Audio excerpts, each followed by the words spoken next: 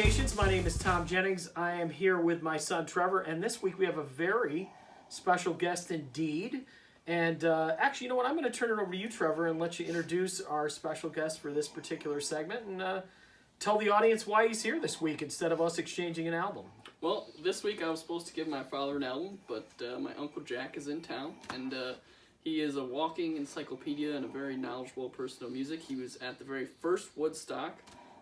He's a fantastic person to talk to about music, and he's also a record collector, so all three of us are record collectors. There's a few albums that he handpicked for us to kind of talk about, and yeah, since he was in town this week for Easter, we decided we'd have him on the show.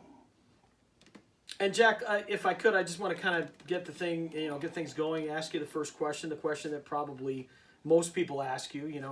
I joke, I ask a lot of people what it was like to be at Woodstock in 1969. The ones where people, didn't get naked and burn things; they just got naked. And most people, when I ask them that, they go, "Yeah, I wasn't there." But you, on the other hand, were there. So, a couple questions. First, you were from, where were you living at the time? Because the festival was in New York, and you're from the South, right? Georgia. So how did you get? Did you drive? I mean, how did you get to We drove there. We left on a Monday, and drove up to Woodstock in a VW bus. Nice. Me and two other guys. And when we got there, we parked right outside the gates. Gave them our tickets, and we walked in. So you actually paid for the tickets. You're probably one of the 300 people that $18. A whopping $18, and they were mail order. Nice. So we had them ahead of time. So when you were going to the show, though, who was your first? Who was the act that you wanted to see, and then who was the act that when you left was like a new favorite? I wanted to go see 10 Years After, and when I left, I wanted to see Jimi Hendrix. And the reasons being was 10 Years After I wanted to see because they're an English group. Mm-hmm. And I knew I was not going to get a chance to ever see them, most likely. So I really was looking forward to seeing them, which I did, and they put on one hell of a show. I mean, it was fantastic. And then Jimi Hendrix came on very late Sunday, early Monday morning, and put on a fantastic show too. But as you know now, the audience was almost gone. There was probably 150,000 people left out of the 400,000 or 500,000 that was there.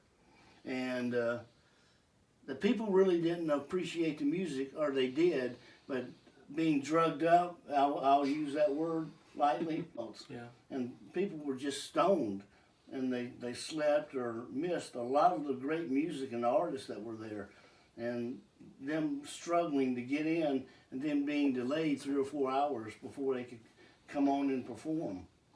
And that was my Woodstock experience, and it was much different from all those that they tried to duplicate from that day forth.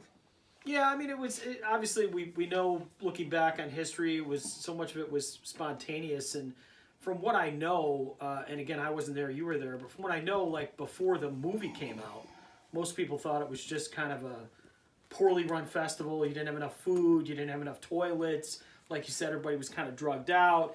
You had traffic jams. They didn't collect ticket money. The music really wasn't even the original story. The music wasn't a story until the soundtrack came out. But it sounds like you had a chance to enjoy the music that was there. Well, I think the movie didn't do the festival credit for what it was really like. I mean, the situation was bad, but it was what you made of it. We drove up in a van, so we had food, we had, we slept in the van, all of that, because they practically knocked the fence down, coming in, get in for free. So, we just walked to and from the venue to the van and would sleep in the van and everything. Even when it was raining, we stayed mostly dry. Wow. And would open the door and listen to the music. Of course, we were a football field away from the stage, but we were happy with that because you couldn't get close enough to the bands anyway to really get a good view of them. They had a big fence, from the stage, keeping people away from it. you know, and some of the kids would climb the speaker towers, and you know, they were always making announcements saying, you know, the thunder and rain, you know, the rain, they're slick, you know, don't climb up there, don't do that.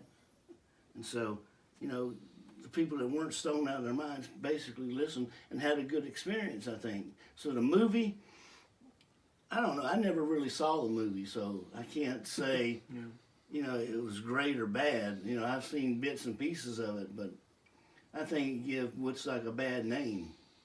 Yeah, well, it's pretty cool that we're able to hang out with somebody that was there, and but we'll shift into the real topic, which is, of course, the exchange of records. All three of us are record collectors, and Trevor, I'm going to let you kind of take over the next segment and start out with our.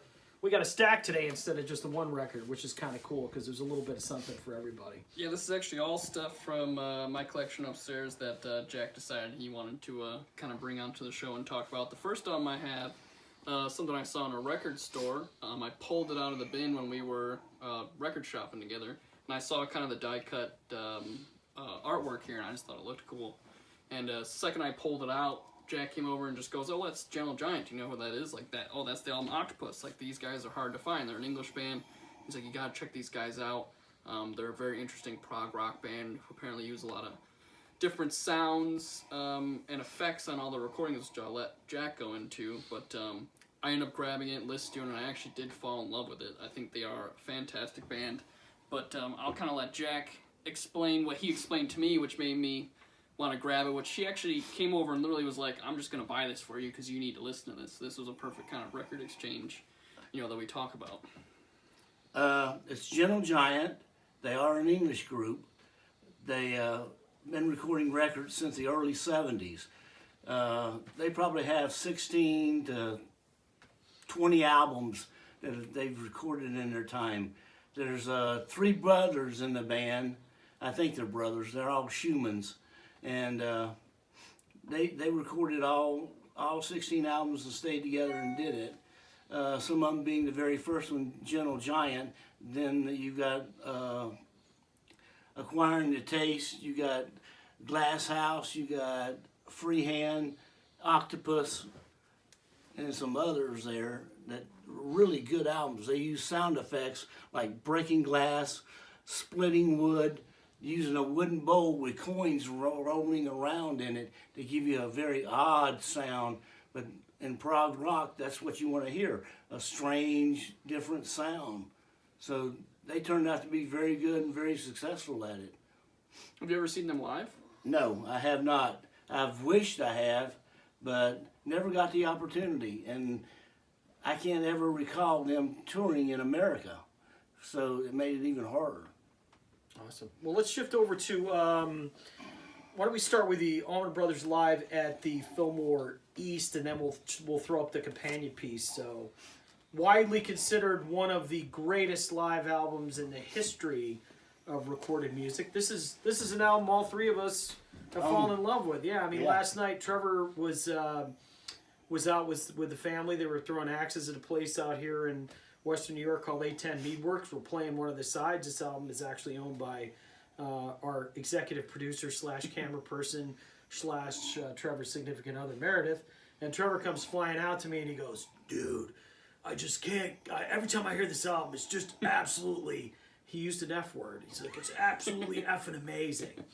So, yeah, just a great live album. Man, I love live albums. I know both you guys do. And maybe each of you can kind of, share what you love about this album. I love the energy and the intensity of the performance. It's jammy, but it's not boring. That's the best way I can put it. Yeah, I mean, it's rock, and I mean, you have You Don't Love Me, which takes up an entire side on the album. Yeah. Like, these guys are on fire this night. Like, every time I put this on, and you just sit back, and you're just, like, in awe. Like, I can't imagine actually being at this show, but it kind of, like, I'm glad that this exists as kind of a timepiece of it.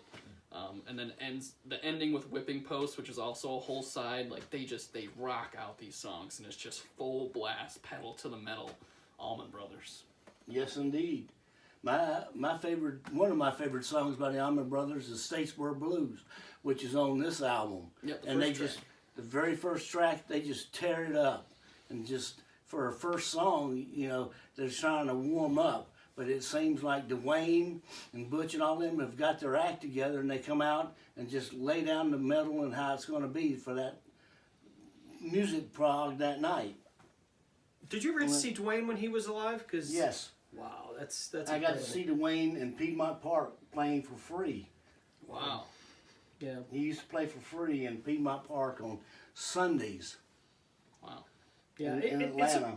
I mean, is it just surprising you, like how the Allman Brothers were able to survive the death of like such an important player like Dwayne Allman? And he was really only around for, I mean, just the early albums, right? Yeah, Maybe the first. just, the first 3 albums, I think, maybe. Yeah.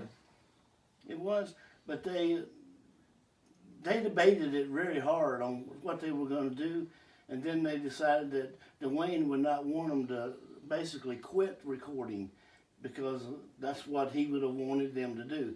So Butch and everybody got together and they decided that, you know, they wouldn't replace him, but they would just play, you know, using Butch and everybody to fill in for him. Did you go to the? Did you and you're married to my sister? This is why, hence my brother-in-law. But didn't you and my sister go to the site either where he passed away, or was it the site where Yes. the band first recorded? I know it was one of the other We've ones. been to the site in Macon Yeah, and visited there. And that's very emotional for some people, I can imagine. you know, because you think, man, this dude could play a guitar, you know.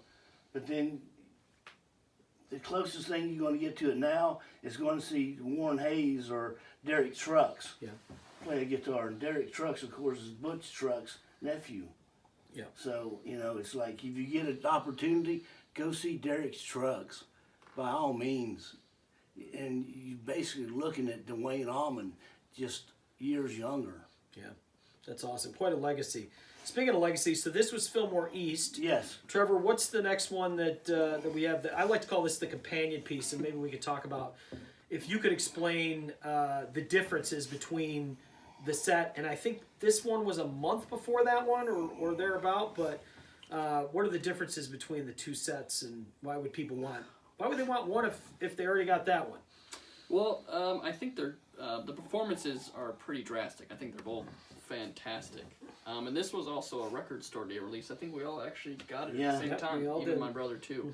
I actually don't know a whole lot about it, and I actually got Fillmore West first. So this came out for Record Store Day. I'm not a huge Allman Brothers fan. I just kind of, you know, I like them. I've listened to them. And I picked up Fillmore West, and then Meredith ended up getting Fillmore East. And I just kind of, you know, I think they're both great performances. I think this one is a little more fast-paced, and this one's a little bit more slowed down, but that's kind of my experience with them. But both of them are unbelievable performances. The sets are actually pretty similar looking at it. They both end in Whipping Post and start with Statesboro Blues. Yes, they do.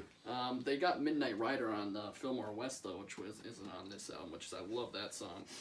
And a couple other things. But I don't know what you guys' experience between the West and the East are, or the drastic differences.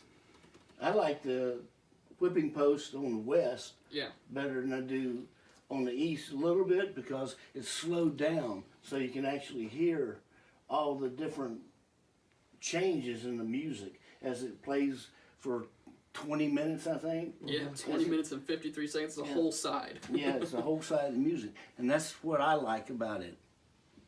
Yeah, it's what you know. It's funny. I mean, Whipping Post is a track that's definitely slower, but the side one, I mean, to me, they're all just the side one songs are all faster. Like it's you could kind of tell that they were. It was a little. By the time they got to Fillmore East, they were a little more in the groove and kind of, you know, playing a little bit better. This one was kind of like, you know, first gig, man. You know, we're just firing out of the box. And I think I'm not 100% correct on this, and maybe you could put something in the liner notes or whatever we call it for our video thing. But I'm pretty sure that both of these sets, they were the openers. And then, Oh, really? And then, then they recorded it. But I think if I remember on the Fillmore West, I think they did a whole run of shows, and this is actually a selection from runs of shows. This isn't one show; that's one show. But they started out the run as an opener, but by the time they got to the end of the run, they were the headliner. And I can't remember who they played with. But it's weird. You just don't see stuff like that anymore. You know what I mean? All these tours are so packaged and opener, closer, and I don't even think a lot of bands like to go out with other bands that may challenge them, Well, the Allman Brothers are famous for doing the Beacon Theater. Yeah. They go to New York and play in the Beacon Theater, and they stay there for a month. Yep. Play, every night for a month. Wow. And that's like a tour. And then they put out the records, and they cost you $700 or $900 for all these different nights that you get to listen to. And they have people like Eric Clapton, the Grateful Dead go and play with them, and all these people that come and guest star and want to play with the Allman Brothers at the Beacon Theater. Yeah. Yeah, it's just, Greg obviously passed away and the band is not officially together, but I think they did before COVID, they were doing a Allman family reunion. Yeah, with they Derek did and Warren and all that stuff. a tribute album to Greg. Yeah. Where they played a lot of Allman Brothers and Greg Allman hits. I forget the name of the album. I think it's All My Friends or something. Yeah. Cool. We'll have to check that out. All right. Well, on from the Allman Brothers, here's another band that we all know and love. So we got Tommy by The Who, which is actually, The Who was one of the first bands I think you showed me when I was younger that I fell in love with because of Keith Moon, because as a drummer I just loved his destructive and chaotic nature. And you showed me this movie, and I really loved the movie, and I loved the soundtrack, and Uncle Jack actually bought this and sent this up to me, I think for my birthday. Yes. Yes, it was. So yeah, this is one of my favorite Who albums, otherwise than Who's Next is my other favorite, but this is just a beautiful, the idea of a rock opera and the associating with the movie, it's fantastic, and these are one of my favorite rock bands. We've seen them a couple of times now. Yep. I obviously have never would get a chance to see Keith Moon or anything, but we got to see Roger Daltrey does Tommy. Yep, we did that together. In Canada, which was an incredible experience. And then we've also seen The Who after they released, what was that new album that they had released? Oh, the horrible one. Yes. Endless Wire. And it had a T in Theater. T in Theater song on it. We got to see that tour, and that was an awesome experience. So I've gotten to see them now, but I've never got to see them back in the day, but this is kind of I don't like a lot of older rock or older music, but The Who is one of those bands that I'm, been in love with since I was young because of my dad, and, Uncle Jack actually ended up getting me this album too. Yeah, what's cool about it is I don't have to ask Jack if he saw them live, because they were, not only did you see them live, you saw them with Keith Moon, you saw them at Woodstock, and I think they played a huge hunk of Tommy at the festival, didn't they? Oh, really? I really don't remember. Then you definitely were at Woodstock. That's what they say. They say most people who are there don't remember. I really don't remember. Yeah. But I've always wondered this, and I can't remember. Isn't this the first rock opera I think so. that was ever recorded and actually was successful?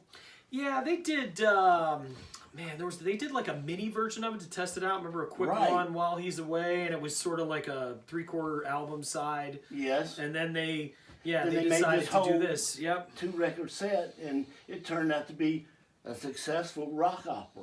And everybody told them they were crazy. Right, for putting it out. This is going to be a money loss. Yeah.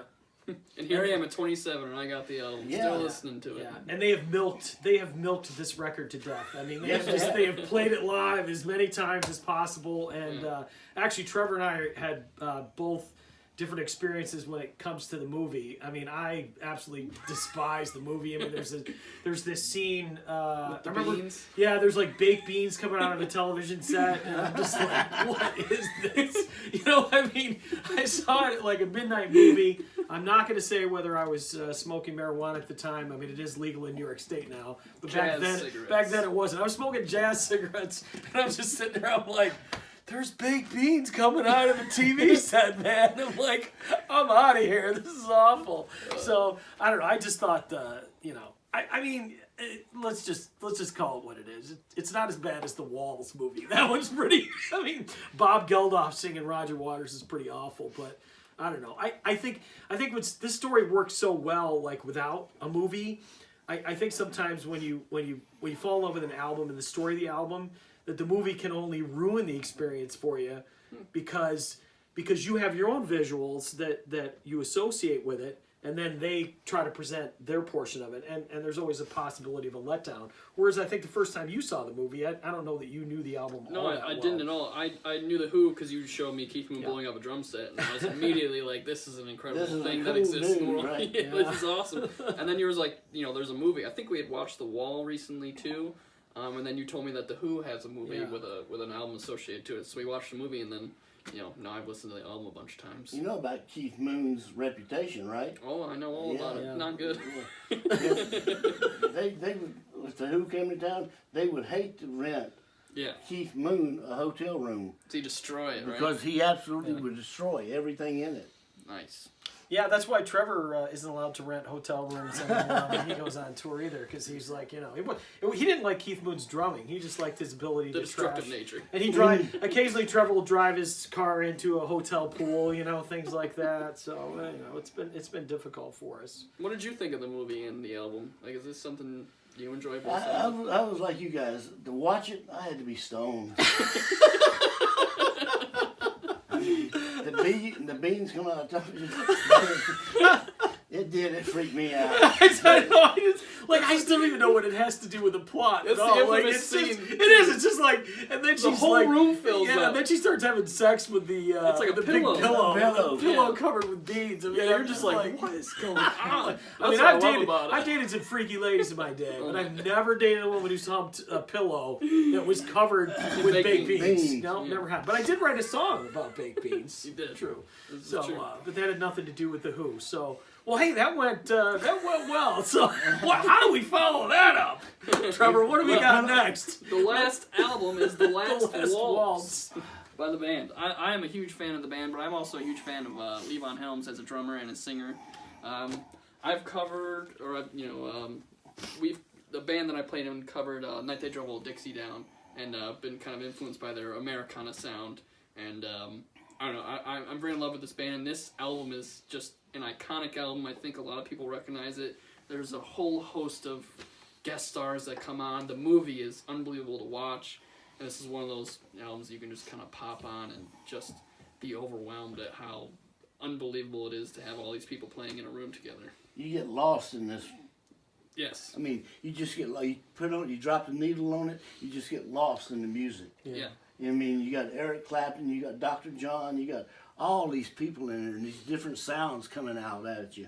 Yep. And it's like, it's the band with all these guest people. Yeah, just popping in and out. You got Bob Dylan, Emmylou Harris, Joni Mitchell's on there, Van Morrison's on there, Ringo Starr's in there, Muddy Waters comes on. Oh, it's unbelievable. Yeah. Yeah, it's great. It's funny too because I don't know if I read a book or if I read an article or something on it, but the movie, this movie on the other hand, I really love this movie. Because it's just this is a good movie. Yeah, it's kind of part concert film, Part part documentary. artsy type stuff and documentary, like you said, and they sort of catch the emotion of this band, and I think I don't know. I'm trying not to get too far off topic but like when the Grateful Dead did their final shows, and then they went out as Dead and Company. Phil Lesh was like, "Dude, we did our last shows. We can't do it again." And Robbie kind of had the same thing with The Last Waltz. He was like the guys in the band, they sort of needed to tour again to make money. Right. But Robbie was like, "Hey guys, we made a movie about the fact that we're not together anymore. You can't really do that." And I guess there's a part of me that respects that, because I think fans have been duped into the Kiss's last tour, which was the first one was back in the 1920s. Which one? Yeah, I know, like her, Ozzy, the Who. I mean, they all, the first time I saw the Who was 1982 on their farewell tour, and then Trevor and I have seen them 20 years later 3 or 4 times. But Yeah. so I think Robbie, it's just so interesting.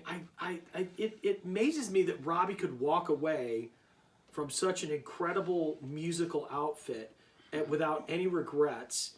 And but I guess that too, as far as the movie, it was the beginning of the end of just their relationship as friends, because Scorsese was really good friends with Robbie Robertson, and the other guys in the band got pissed off because they felt like the movie focused too much on Robbie. That's right. And not enough on the other guys.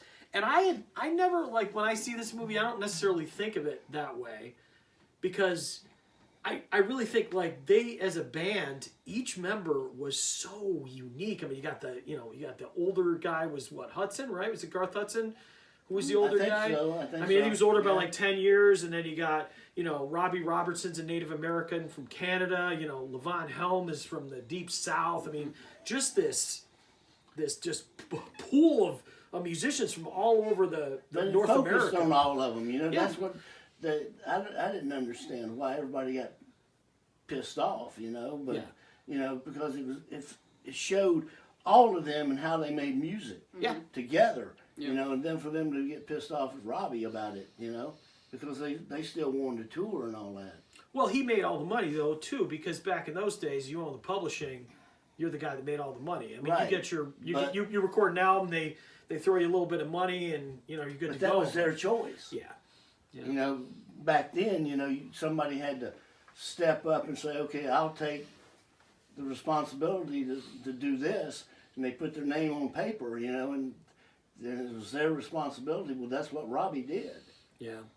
It is a shame though that, I guess on Levon Helm's deathbed, they were able to kind of resolve some issues and everything like that. But to think that they never, man, like how did Robbie and them just never play or even do a tour? I mean, can you imagine if they had toured before he died? Like, you would have gone, I would have gone, we would have had like a hell of an experience. Yeah. But you know what they needed in The Last Waltz, though? I think that would have made it a much better movie, is baked beans coming out of the TV set.